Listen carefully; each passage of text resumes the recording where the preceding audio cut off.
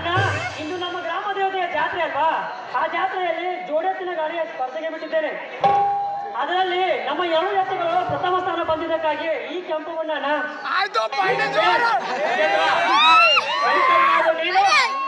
ನಮ್ಮ ಎತ್ತುಗಳನ್ನು ಏಕೆ ಶಕ್ತಿಗೆ ಬಿಟ್ಟೆ?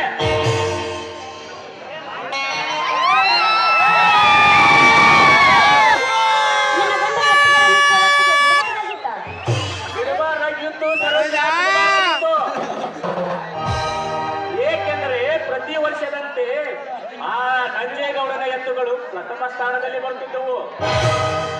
ಈಗ ನಮ್ಮ ಎತ್ತುಗಳು ಬಂದಿದ್ದಾವೆ ಎಂದರೆ ಆ ಬಂಡೇಗೌಡ ನಮ್ಮ ಮೇಲೆ ಎಷ್ಟೊಂದು ಕೆಂಡಕಾರುತ್ತಾನೆ ಗೊತ್ತಾ? ಅಣ್ಣ, ಒಂದು ವೇಳೆ ಆ ಗೌಡ ನಮ್ಮ ಮೇಲೆ ಕೆಂಡ ಕಾರಿದರೆ ಈ ಗಜೇಂದ್ರ ಹುಚ್ಚು ಬಾಯ್, ಹುಚ್ಚರಂತೆ ಮಾತನಾಡಬೇಡ.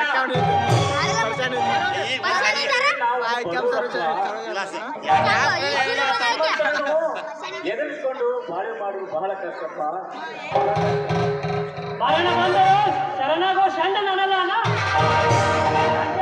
ಗಣೇ, ಈ ನಿನ್ನ ತಮ್ಮ. ಹೌದು ಮಾವ, ಗಂಡುಗಲಿ ಪುಂಡ ಹುಲಿಯಾಗಿ ಬರೆಯುವ ಈ ನನ್ನ ಗಂಡನನ್ನ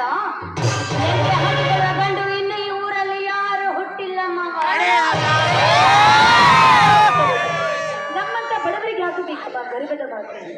ನಾವು ಸಮಾಧಾನದಿಂದ ಸಾಗಿದ್ವಿ, ನಮ್ಮ ಬಾಳು ಸುಗಮವಾಗಿ ಸಾಗುತ್ತೇವೆ. ನೋಡು ತಮ್ಮ, ನಿನ್ನ ಅತ್ತಿಗೆ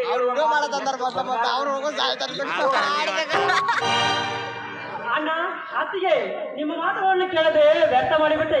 ದಯವಿಟ್ಟು ಕ್ಷಮಿಸಿಬಿಡೆ.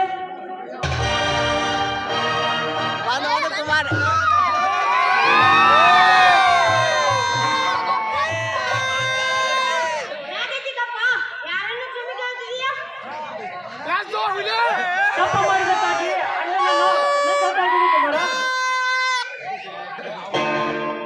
ಕುಮಾರ, ಚಿಕ್ಕವನಾಗಿ ದೊಡ್ಡವರಿಗೆ ತಲೆ ಹಾಕಬಾರದಪ್ಪ. ಶಾಲೆಗೆ ಹೋಗು.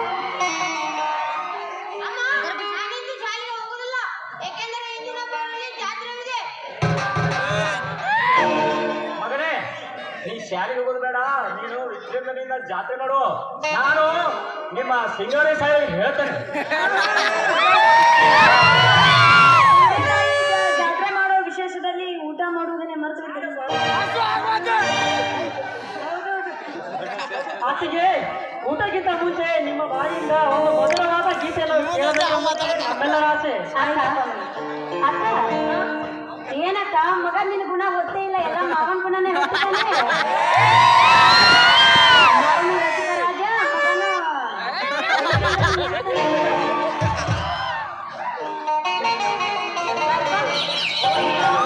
ನೀನ್ ಶಾಲೆಗೆ ಹೋಗುದು ಬೇಡ. ಕಸ್ತೂರಿ ಕನ್ನಡ ಪೋಸ್ಟರ್ ಒಂದ್ಸಲ ಏನಂತಲ್ಲ ಮನಿತನ, ದೊಡ್ಡವರು ಮನಿತನ, ದೊಡ್ಡ ಮನೆ ಮನಿತನ. You are correct. ಎಸ್ ಮಾಮ, ಎಸ್ ಎಸ್.